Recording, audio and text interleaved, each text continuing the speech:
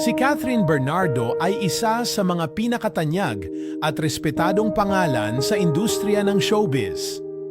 Mula sa kanyang simpleng simula noong 2003 hanggang sa kasalukuyan, patuloy niyang pinapatunayan ang kanyang dedikasyon, talento at kakayahan na manatili sa tuktok ng kasikatan.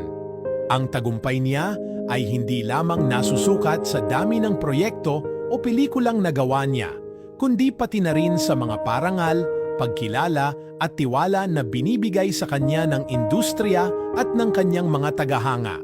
Unang nasilayan si Catherine sa telebisyon noong 2003 bilang bahagi ng teleseryeng It Might Be You, kung saan ginampanan niya ang batang karakter ni Cielo San Carlos. Sunod-sunod na ang kanyang mga proyekto tulad ng Kristala, Vietnam Rose at Gulong ng Palad. Isa rin siyang orihinal na miyembro ng Gawin Bulilit na nagsilbing tulay para sa mas malalaking oportunidad. Ang kanyang breakthrough role ay dumating noong 2010 nang siya ang napiling gumanap bilang Mara sa remake ng Mara Clara. Dito nagsimula ang walang patid na kasikatan ni Catherine na sinundan ng iconic na teleserye tulad ng Princess and I, Got to Believe at Pangako Sa'yo. Sa bawat karakter na ginagampanan niya, ipinakita ni Catherine ang kanyang versatility bilang aktres. Hindi lang sa telebisyon naging matagumpay si Catherine, siya rin ang reyna ng takilya.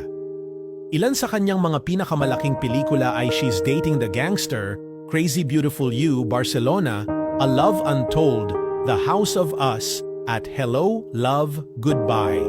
Ang The House of Us noong 2018 ay nagdala sa kanya at sa kanyang ka-love team na si Daniel Padilla ng titulong Phenomenal Box Office Stars, matapos maging isa sa pinakamataas na kinita sa kasaysayan ng pelikulang Pilipino.